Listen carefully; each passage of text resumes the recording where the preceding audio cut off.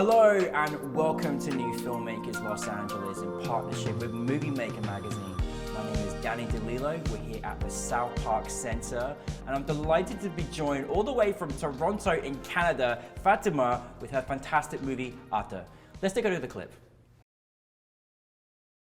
حاضر والله قلت لي هصلي حبيبتي. بعرف يا ماما بس والله أهم شيء الله، أهم شيء تدعي الله. حاضر. تدعي الله هو الوحيد اللي حيوقف حدك يا ماما. والله يا ماما عارف. قلت لي 3000 مرة. الله يهديك. ماشي يا ماما. الله يهديك. بيب بيب بيتش. بيتش ايه يا ماما؟ انت بيتش دي اتعلمتي منها منين؟ فين؟ ازاي؟ اوعى تتأخر اليوم يا محمد. اوعى تتأخر. يلا باي.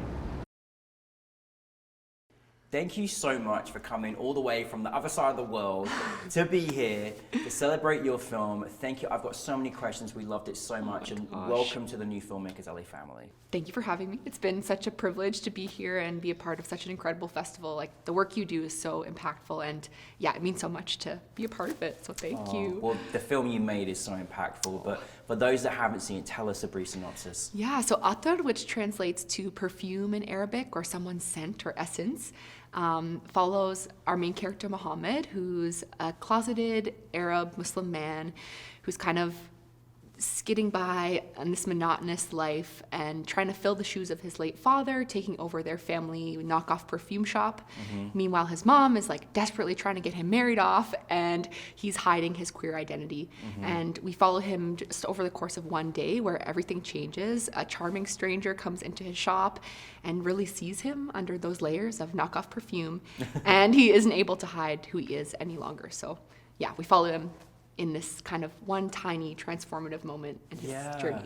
It's so beautiful. Thank you. Like seeing this unfold, this relationship, you know, this, I mean, because, you know, obviously, you know, Hamid's, you know, full of love, both full of love, and you can really feel that as they grow, both in their characters, and we see more of them. But it was so nice because I'm like, wow, we've rarely seen this perspective on our screens and how important that is. Where did the inspiration come for you, Fateema, in deciding to turn this story into a film and creating this particular story?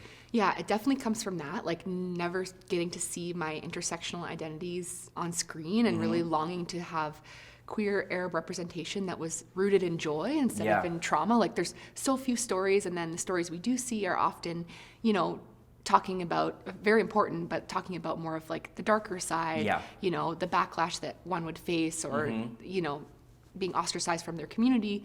And I instead wanted to kind of center the story in like the joy of embracing who you are, and all that other stuff, you know, exists in the world, but we're really focused in on how special this connection is between these two people and how special it is to, you know, shed those layers and shed that mask and embrace who you really are. Yeah, absolutely.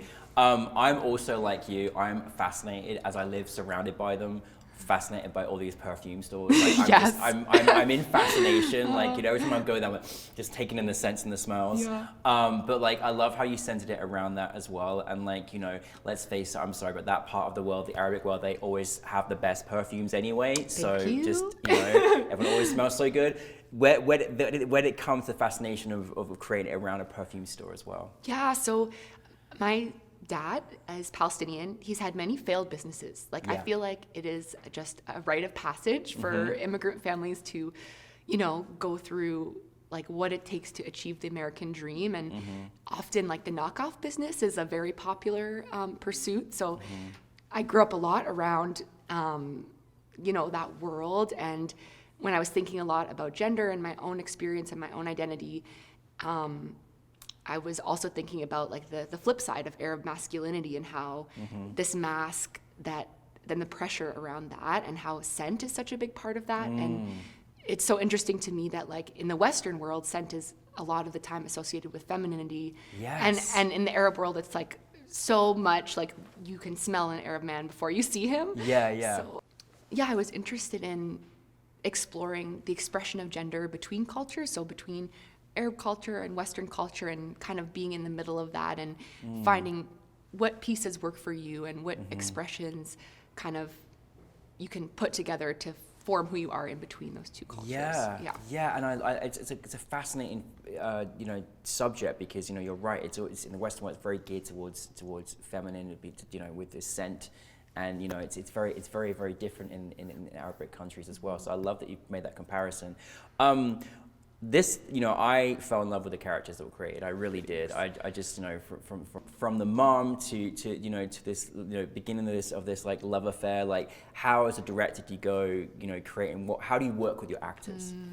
I love working with actors. Like, I come into this world from a performance background, and I feel like that's always been my favorite part of the filmmaking process, is finding the perfect people for the role who surprise you and bring out, things you didn't imagine about the character, and then rehearsal is a huge part of my process, so I was lucky to have a team who invested a lot of time in like finding those kind of micro moments, finding those relationships, and we improvised a lot. So the script at the beginning kind of blossomed into something even bigger once I cast the project and we started those rehearsals and improvising and finding these moments of contradiction within the characters, and especially living in those moments of silence that we see Muhammad in the beginning. A lot of that we discovered together through our rehearsal process, and then we were ready to go once we got to set. So, absolutely. I love that you took something personal that to you, and then interject this into a universal story. And I think from the context of queer people, particularly queer people from the Arabic world to queer Muslim people and queer Muslim men, like, you did such a wonderful love letter to just have those people from those cultures and those communities seen. Thank you. Was that kind of something that was really playing upon your, not just your own mind and your own experiences, but something you really just wanted to like inject onto our screen? Because there's no change until I feel like everyone has a chance to be seen for who they are authentically.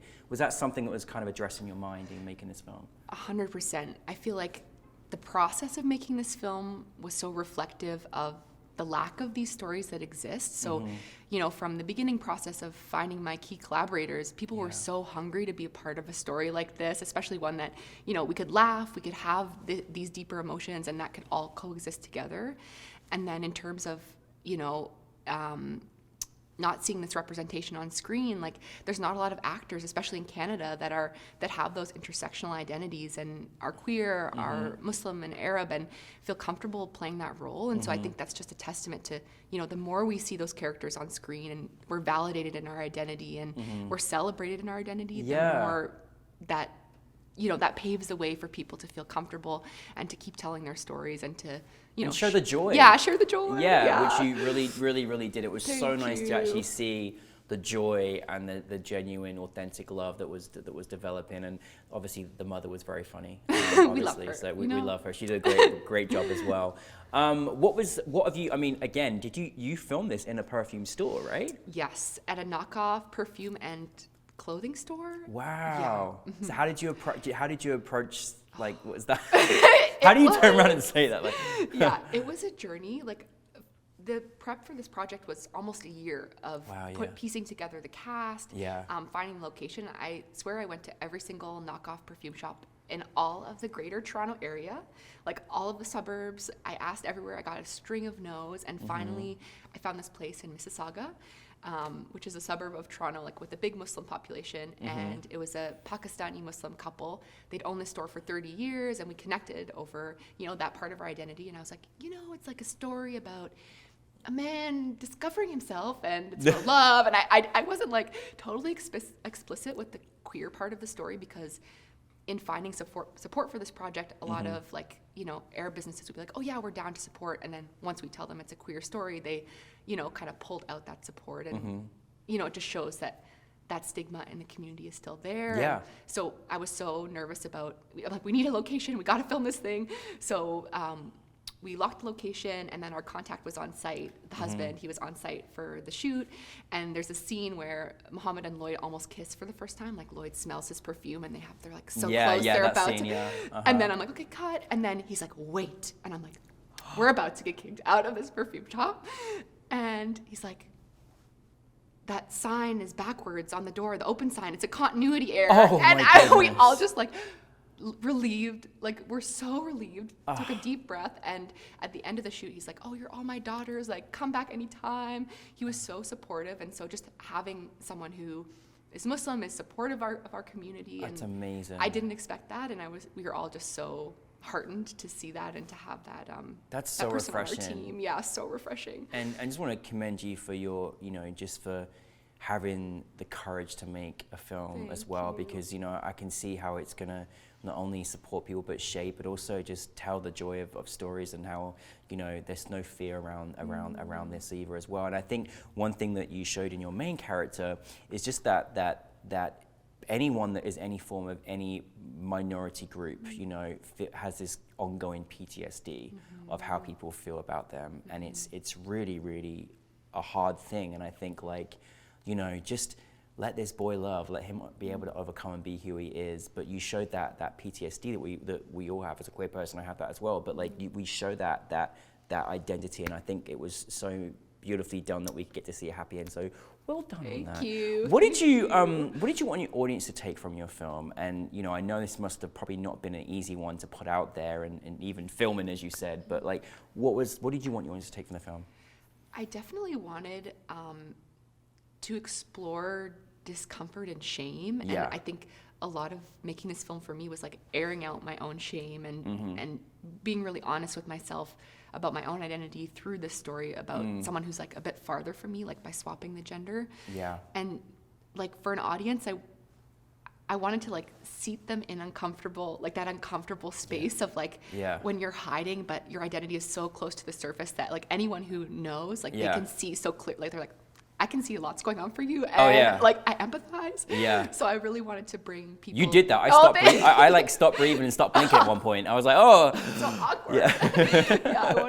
I really wanted to embrace that kind of cringe and that this discomfort and keep the audience in those moments too long until they're relieved by laughter. They're relieved by breaking the tension through comedy, and to really just bring levity to the subject matter, but also hold space for that discomfort. You did a good job with that. Navigate it all. What is next for you? Next, I just wrapped post on a new short film. Congrats. Thank you. That's a story about a young Palestinian woman and an older Indigenous woman who create this beautiful friendship through guerrilla gardening on the lawn of their apartment building, and they're battling the landlord and middle management.